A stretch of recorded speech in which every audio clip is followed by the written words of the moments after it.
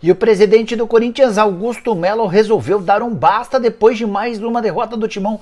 Vídeo de hoje do canal do Nicola traz bastidores dessa história e fala também sobre as últimas do mercado, bastidores, finanças e muito mais. Fala aí pessoal, sou Jorge Nicola, bem-vindos a mais um vídeo do canal, sempre bom ter vocês por aqui. Só queria pedir para deixarem like, para se inscreverem no canal e mandarem todos os comentários que quiserem sobre quaisquer assuntos. Combinado? Bora falar sobre o Corinthians, que perdeu mais uma derrota por 1-0 para o Red Bull Bragantino em Bragança Paulista, depois do tropeço. Corinthians com apenas 1 ponto em 9 disputados no Campeonato Brasileiro. Augusto Melo, presidente alvinegro, resolveu aparecer e deu declarações prometendo mudanças. A paciência dele chegou ao limite. As frases do presidente foram essas, abre aspas: a gente conversou no vestiário e não dá mais para esperar. Agora chega.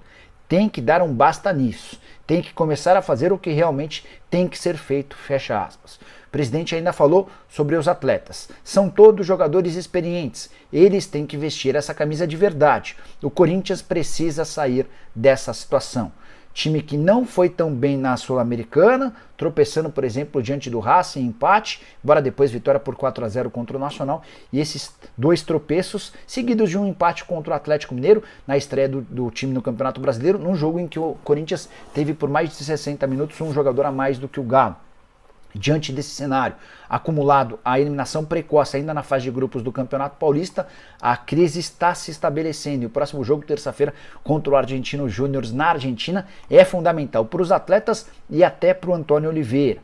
Pode sobrar ainda para o Rubão. O Rubens Gomes, o diretor de futebol, quando perguntado sobre o futuro do dirigente, com quem Augusto se distanciou nos últimos dias, a resposta do Augusto foi a seguinte, abre aspas: essa semana vamos corrigir isso. Pode ter certeza, estou trabalhando 24 horas por dia pelo Corinthians, largando família, largando fins de semana em prol do Corinthians e de repente acontece tudo isso e atrapalha, fecha aspas.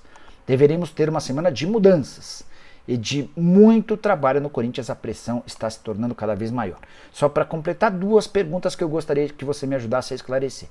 Por que Fausto Vera sempre joga como titular e por que o Breno Bidon desapareceu do time? Vou colocar só mais uma terceira. Pedro Henrique, que não vinha jogando, não saía do banco de reservas, virou titular da noite para o dia. Isso está certo? Use espaço para comentário, deixe sua opinião. Tem alguma possibilidade do Tonhão cair?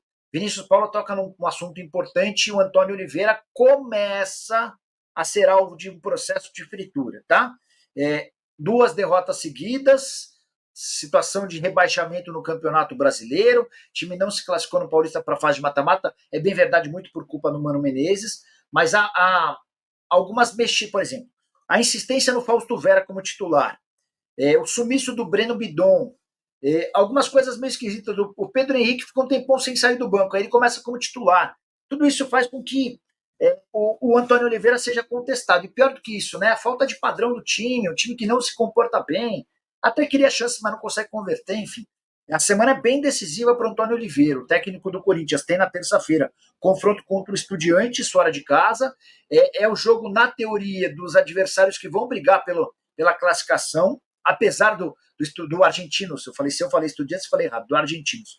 Apesar do Argentinos ter perdido em casa na última rodada para o Racing, eu imagino que Argentinos e Corinthians sejam os favoritos a brigar pela primeira colocação do grupo, né? E aí depois, no fim de semana, o Corinthians recebe o Fluminense.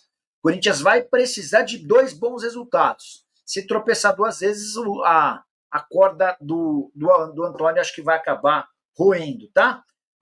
Corinthians nos últimos jogos, derrota para o Red Bull Bragantino 1-0, derrota para o Juventude 2-0, empate com o Atlético Mineiro em casa, tendo jogado por mais de 60 minutos com um a mais, aí tem a vitória por 4-0 contra o Nacional e o empate contra o Racing do Uruguai fora de casa. Vou lhe dizer minha opinião. Augusto Melo é incompetente para administrar o Corinthians, infelizmente. Triste dizer isso agora, e ele diz que vai pôr ordem na casa agora. Abraços. Só para contextualizar, depois da derrota para o Red Bull Bragantino, o Augusto apareceu, né, na zona mista, na área de entrevistas lá de Bragança Paulista e afirmou que a coisa não anda bem, que vai exigir um comportamento diferente dos jogadores. Falou também a respeito do Rubão, daquela treta. Ele e o Rubão têm brigado entre si, enfim, a tendência é que o Rubão seja demitido, pelo menos foi o que ele deu a entender.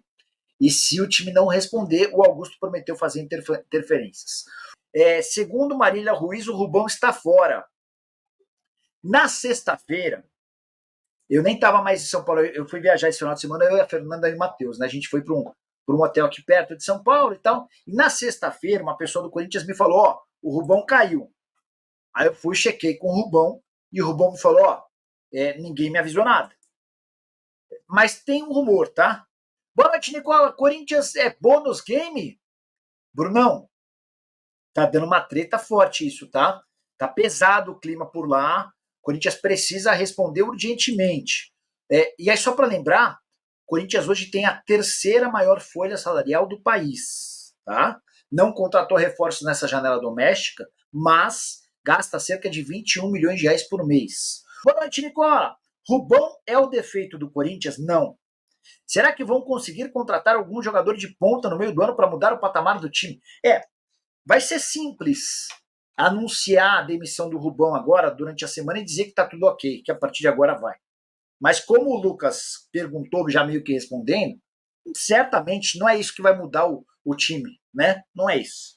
Eu acho que o Corinthians contratou mal em algumas posições. O Pedro Raul é um investimento absolutamente inútil, 5 milhões de dólares. O Mateuzinho, para ser reserva do Fagner, 4 milhões de dólares, mais 4 milhões de euros, mais 1 milhão de euros em bônus.